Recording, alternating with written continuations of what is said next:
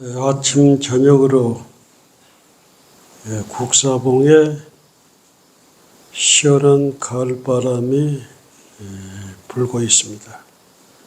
지난 초하루에는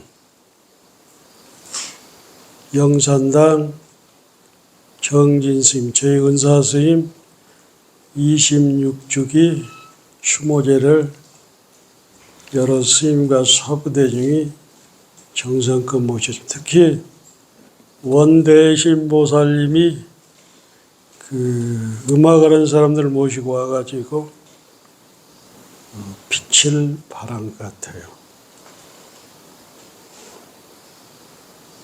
특히 설악산에 계시는 지혜스님, 영진스님께서는 이렇게 꽃을 보내주셨고, 또 우리 자해신보살 이창수 과사님, 많은 분들이 기념 헌화를 이렇게 보내주셨습니다. 감사하게 생각합니다. 서산 스님께서는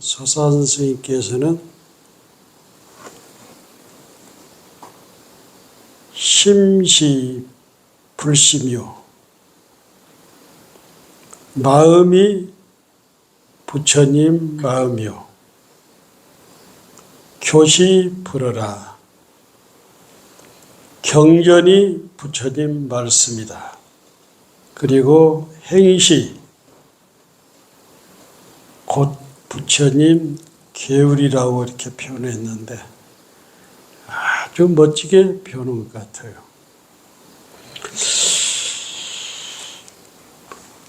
우리가 이제 선의 기원, 참선의 기원, 대개 이제 이렇게 보면은 중국에서 선이 생겼다 하는데 그렇지 않고 부처님 당시부터 삼처전심이라고 해서 선은 부처님과 가섭존자가 이심전심으로 깨달음을 주고받았죠. 그래서 깨달았다, 깨쳤다 하면은 벌써 상을 내서 하는 거잖아요. 이것을 깨쳤다고 소리치는 사람을 불교에서는 증상만인이라고 하잖아요. 이 법은, 부처님의 법은 이심전심으로 이렇게 전해지는 거예요.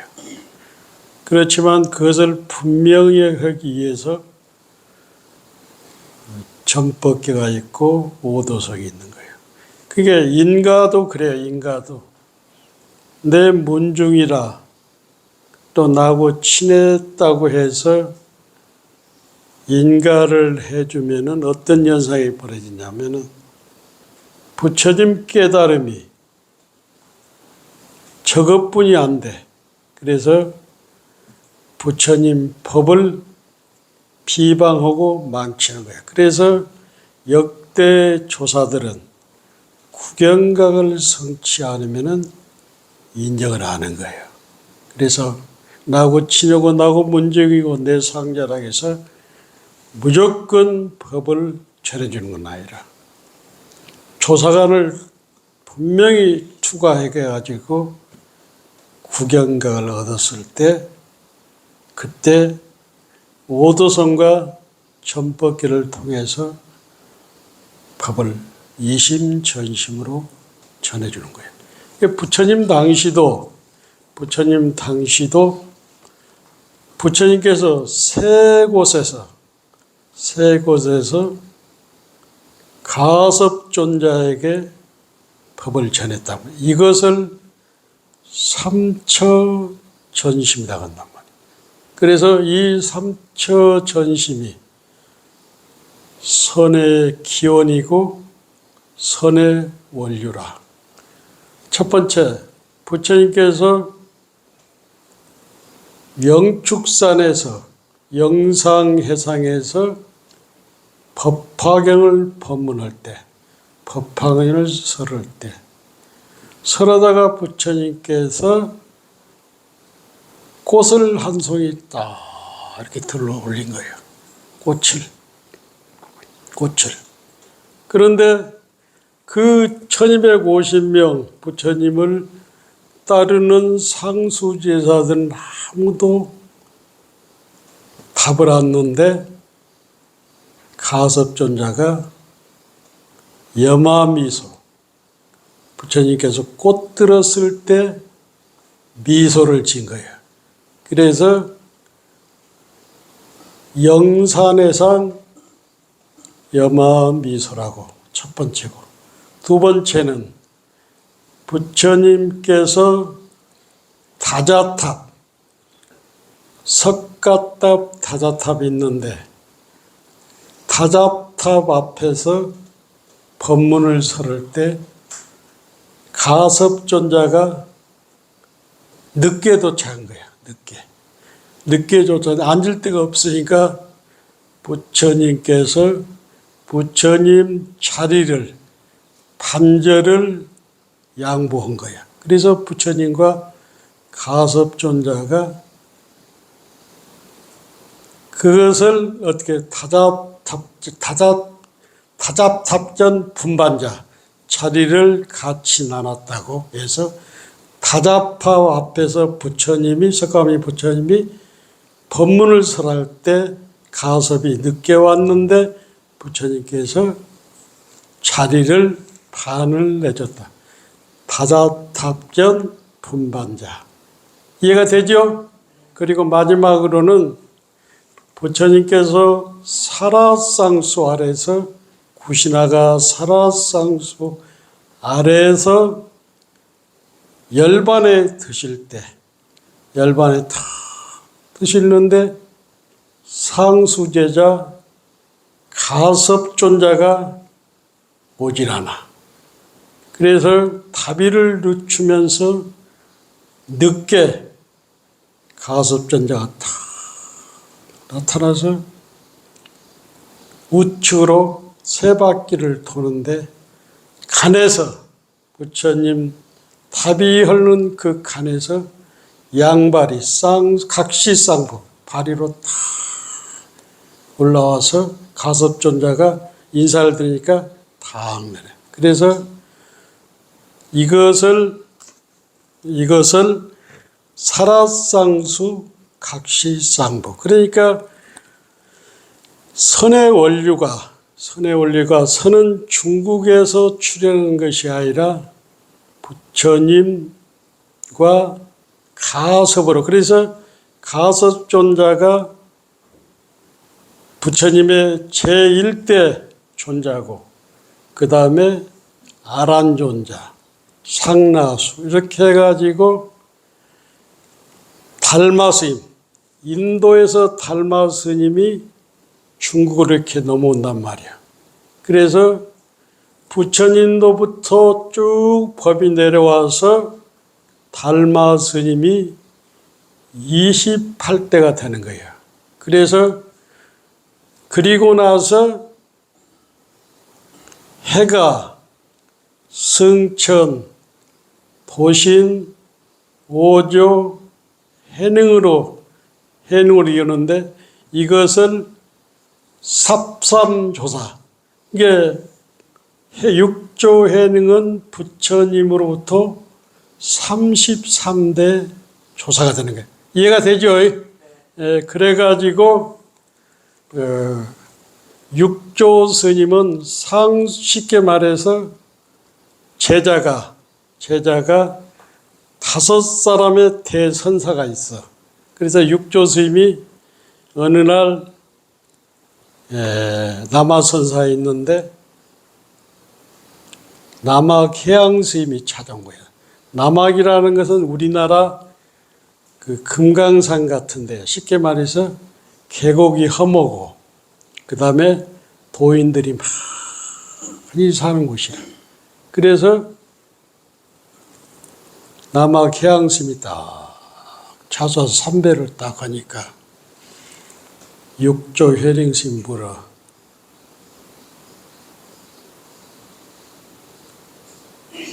무슨 물건이 이렇게 왔는가? 그러니까 남아계양 스님이 답을 못하는 거예요.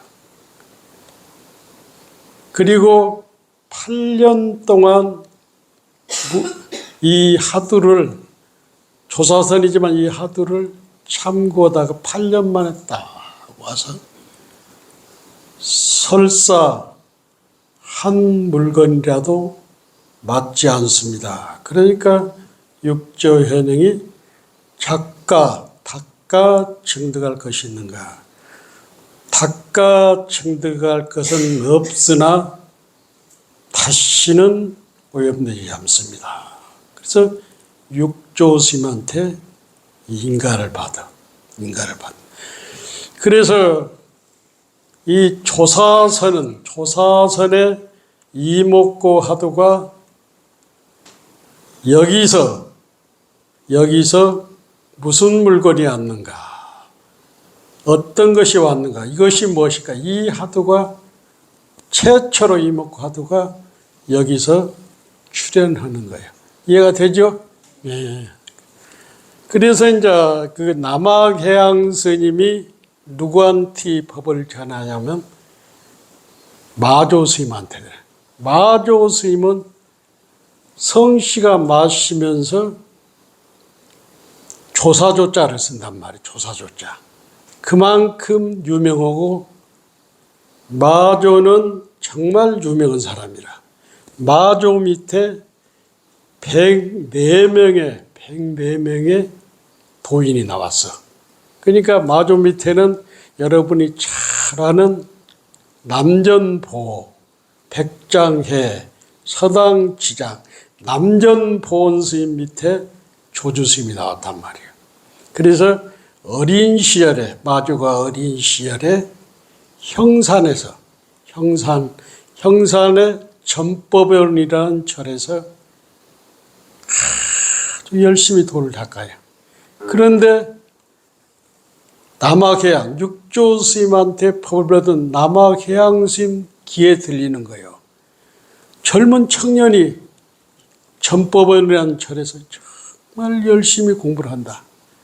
그래서 우리가 대개 젊은 스님이 선식을 찾아가는데 남아계양 같은 도인이 마조를 쫙 찾아오는데 마조가 가부자를 탁 들고 공부를 하는 거야. 그래서 남아계양이 하고 소리를 쳐도 꼼짝을 않는 거야.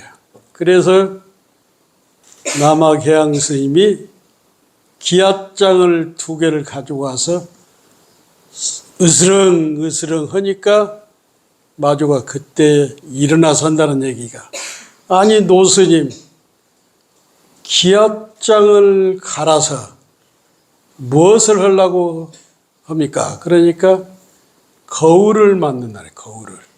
그러니까 마조가 하는 얘기가, 어떻게 기앗장을 갈아서 거울을 만듭니까? 하니까 남아계양 스님이 마조한테 하는 얘기가,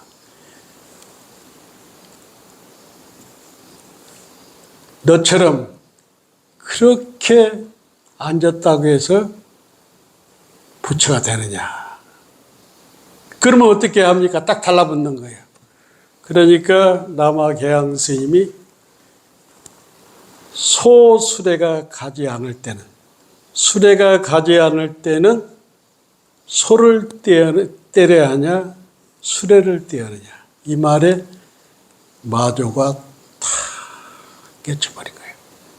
그래서 우리나라의 마조 스님 제자 중에는 남아계양, 백장해, 서당 지장 스님이 계시는데, 신라의 왕시성을 가진 도의국사가 서당 지장 스님 문화에서 공부를 한단 말이에요. 근데 마조 스님이 돌아가신 후에 마조 스님이 계셨던 홍주 개원사를 상수제자인 서당 지장 스님이 그것을 맡아 운영하는 거예요. 거기서 서당 지장 스님의 도의국사가 법을 받아가지고 강원도 설악산에 진전사로 온단 말이에요. 오는데 신라 말이다 보니까 그 당시는 원효사상과 원효스님의 무예사상과 의상스님의 하엄사상이 하엄 10대 절을 비롯해서 아주 유행한 거야.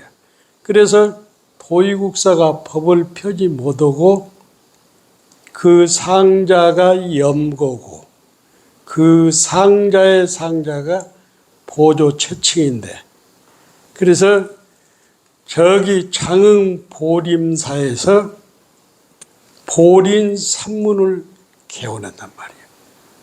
그래서 이 보림 산문, 고려 때, 신라 때니까 고려 때 나홍 스님이라든가 태고 보우 스님이라든가 삼국유사를 지은 누구죠? 일현 스님 같은 분이 다 보림 산문의 소속이라. 그렇지만은 보림 산문이 흥했지만은 가장 먼저 개원한 것은 실상산문, 구산선문의 하나인 남은 실상사라. 그래서 이 도의국사가 어떤 의미를 갖냐면은 조계종의 종조라고 그래요. 조계종의 가장 먼저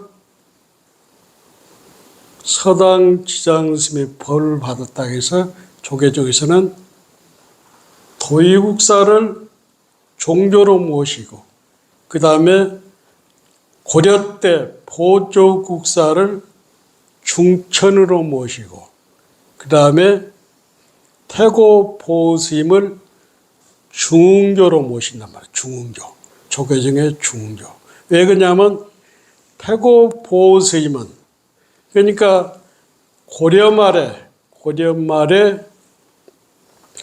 원나라에서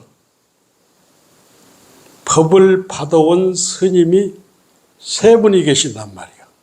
누구 있냐면 태고 보스님이 계시고, 태고 보스님은 서곡 청공 스님한테 법을 받았고, 또 나홍 스님은 평산 거사한테, 평산 철임한테 법을 받았고, 그 다음에 백운 스님은 서곡 청공한테 받았단 말이에요. 이 법이 조선에 이렇게 전해지는데, 나홍 태고 보스님 법은 누구를 통해서 전해지냐면은 무학스님. 그러니까 이성계 스승인 무학스님한테 전해지고, 그리고 무학스님은 함어 득통으로 해서 이 법이 서산스님, 경어스님으로 해서, 그러니까 지금까지 내려오는데, 그러니까 한국의 선은 도의국사가 가장 먼저 받아들이고, 그 다음에 가나선은 송나라 때 대종고의 어록을 보고 보조국사가 한국에 유포를 하고, 그 다음에 진각 해심국사가 선문염송을, 그러니까 가나선은 대종고고 선은 도의국사고, 그 다음에 조계종품은 부처님 장시부터 이렇게 내려와서, 그 다음에 달마스님 육조 해능 쭉 내려와가지고 태고 보후, 나홍 해근, 백운 경안을 통해서 쭉 내려와서 지금까지. 그래서 이제 조계종을 다른 말로 임재종이라고 그래요. 그래서 대개 스님들이 돌아가면 내가 임재문손 누구, 사문 누구, 50대 사문 누구. 그래서 조계종이란 말도 쓰지만은 임재종이란 말. 조계라는 건 뭐냐면 남하선사, 육조 해능스님이 계셨던 남하선사 앞에 조계라는 계곡이 흐르잖아. 조그마한 이것을 써가지고 육조 해능의 법이 이렇게 내려왔다고 해서 조계력이라는 말을 이렇게 씁니다. 이해가 되죠? 우리 보살님들 많이 들어서 알겠죠? 그 정도 하고.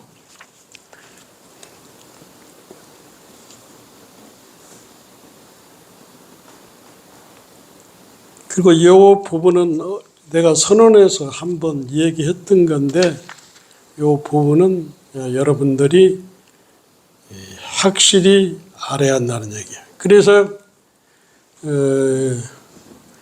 도노돈수,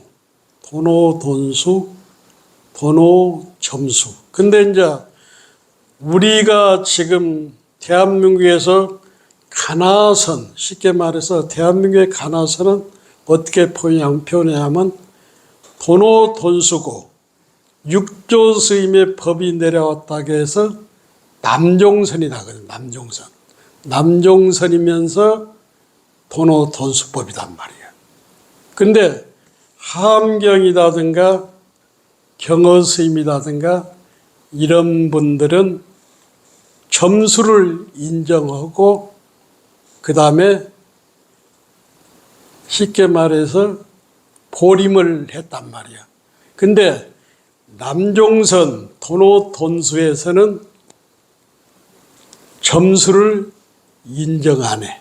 쉽게 말해서 우리가 깨달음을 다 얻었다 해도 이직 도노라, 이치적으로는 도노를 해. 이치는 안단 말이야. 분명히 우리가 깨달음을 딱 얻었다 해도 이치적으로 화낸단 말이야. 그래서 사비돈제란 말이 있어. 사비돈. 현실에서는 뭘로 깨쳤지만은 습관이라든가 업이 남아있단 말이야. 그래서 경허스님 같은 경우도 동학사에서 여사미구 마사도래. 여사미구 마사. 당락이 일이 끝나지 않았는데 말일이, 쉽게 말해서 일이 끝나지 않는데 다른 일이, 이런 하두를 통해서 깨쳤단 말이야. 그래가지고 경허스님이 천장암에 가서 3년을 보림해가지고 오도성이 나온단 말이야. 그래서 이제 이런 것들이 남종선 도노돈수법에서는 이 보림을 인정을 하지 않아. 그래서 이치적으로는 분명히 깨쳤지만, 경허스님이 깨쳤지만은 사비돈제, 분명히 습관이라든가 업이 남아서, 그래서 마지막 이 정리를 하는 것을 사비돈제라고 그래. 근데 달마 스님이 고세기에 양무제를 만나가지고 본인이 이제 인정을 안 하니까 본인이 그 소림사에서 한 8km 떨어진 소림굴로 가잖아요. 그러면 달마 스님이 보림을 했습니까? 보림이 아니야. 이미 달마 스님은 깨치고 왔기 때문에 시절 인연을 기다린 거야. 시절 인연. 그래서 해가가 나타나고 그 뒤로 승찬, 도신, 오조, 홍인우 이해가잖아. 그러니까 육조 스님이 오조 스님한테 법을 받아가지고 16년을 산속에서 시절인을 기다린 거예요. 그래가지고 강동성 강주의 강요사에 나타났잖아요. 나타났는데 육조 스님이 16년 산속에 들어 있을 때 절대 이것은 보림으로 안 보고 시절인을 기다린 거예요. 그래서 우리 육조당경이나 임재가풍에서는 도노돈수를, 그렇다고 함경에서는 분명히 52계단을 거쳐서 등각, 묘각을 얘기하고 또 역대 많은 스님들이 점수를 통해서 보림을 통해서 깨달음을 증명했는데 구경각은 아닌 거예요. 그러니까 경허스님이 깨친 거다든가 보조국사는 3번 깼잖아요. 3번. 이것은 분명히 구경각은 아니다. 그래서 이것을 점수를 주장하는 사람은 보림이라고 이렇게 얘기를 이해가 됩니까? 충분히 이해가 되죠. 예. 그래서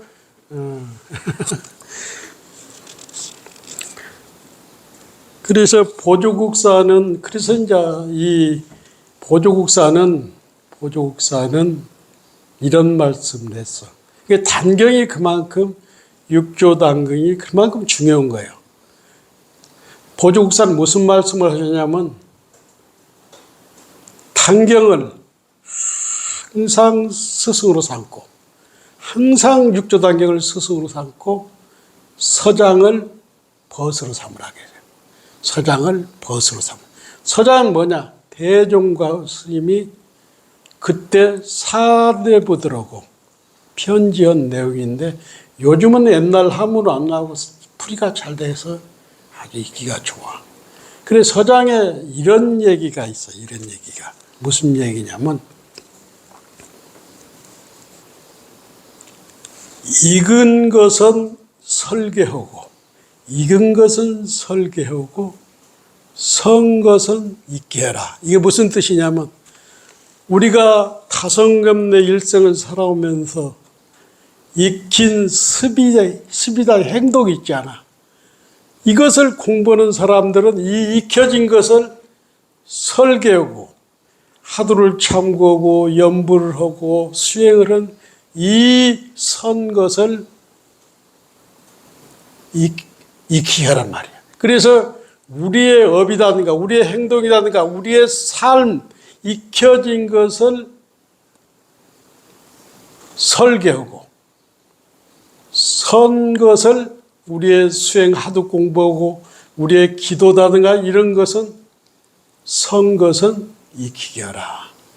그리고 공부가 되면은 연부를 하든 하두를 하든 공부가 하두를 안 들려라 해도 애쓰다 보면 하두가 이렇게 들린단 말이에요. 이것을 다른 말로 생력처가 등력처래. 하두가 잘 되고 공부에 힘을 얻는 것을 생력처가 등력처다고 하고 또 이것을 다른 말로 불거이거한다. 하두를 들지 않으려게 해도 들리는 것은 불거이거. 생력처가 등력처고 익힌 것은 설계하고 하두 들 때 그러란 말이에요. 그 다음에 불거이거 할 정도로 공부를 하면 분명히 구경각을 깨칠 수 있다. 내가 오늘 아침에 어제 새벽 1시에 내 국사봉 일기에 올렸던 글인데 하두 드는 방법이 가장 명료하고 가장 섬세하고 철저히 기록된 어록이 있어. 나홍해근 스님이 제자들에게 하두 드는 법을 말씀을 하셨단 말이야. 이게 굉장히 중요한 건데 내가 이것을 한문으로 되어 있기 때문에 여러분들 알아듣기 좋게 한글로 표현을 했습니다. 보제선사가 가곡 선인에게 하두 드는 법을 보이다. 우리가 생사하면 보통 죽고 사는 것을 생사라고 하고 그렇지만은 이 하두 공부에서는 생사를 뭐냐면 생각이 일어나고 생각이 끊어지는 거. 쉽게 말해서 한 생각이 탁 일어나고 끊어지는 것을 생사라고 한다. 이해가 되죠? 예, 그래서 생각이 일어나고 생각이 멸함을 생사라 하느니라. 생사의 당에서 모름지기 힘을 다해서 하두를 들어라. 그러니까 생사가 일어나는 데서 염불어든 하두를 힘을 다해 있는 힘을 다해서 하두를 들어라.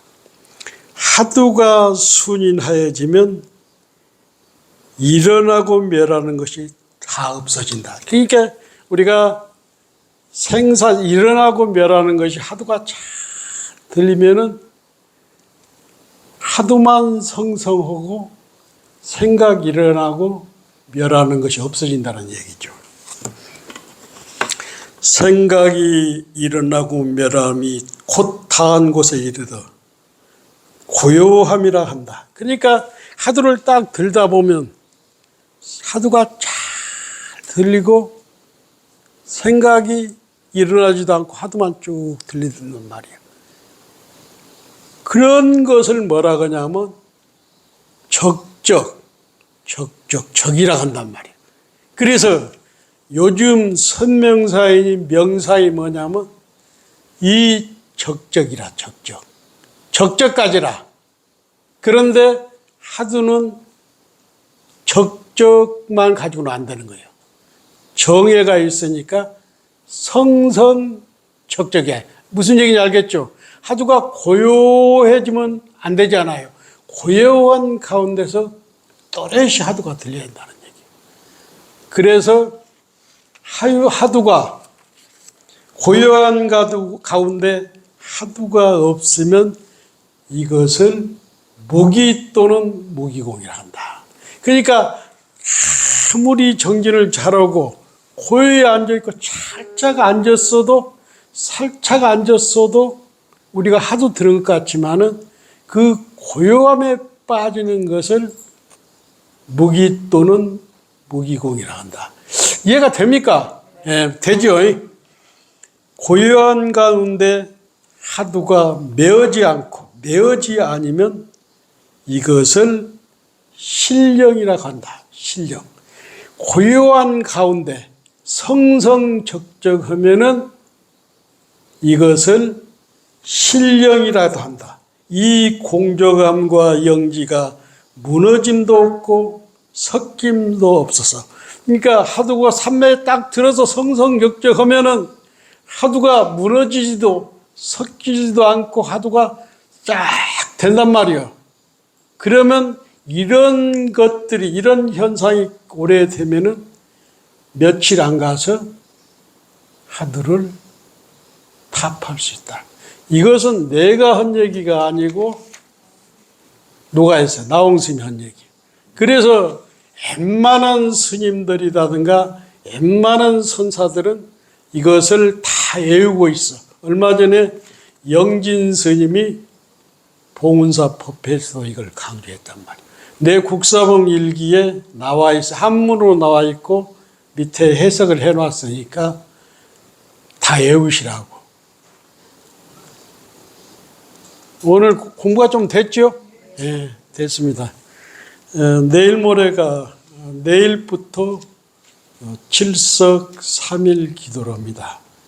그래서 보문 선언을 유지하고 보문사가 지금처럼 잘 유지하려면은 보문사에서 하는 공부하는 마음으로 보문사 선언을 위해서 7석 기도에 동참해 주시면은 그 2차 인연 공덕으로 가족이 늘 편안하고 수명장수를 누리고 복덕 구조 재수대통에 대해서 보문사가 잘 되고 가정이 잘 돼야 보문사 신도로서 자부심 생깁니다. 보문사는 꺼져가는 한국불교의 가나선 중심 도량으로 사분대들과 함께 잘 멋지게 꺼져가는 가나선을 유포하고 공부는 돌아오면 안 되겠습니다. 감사합니다.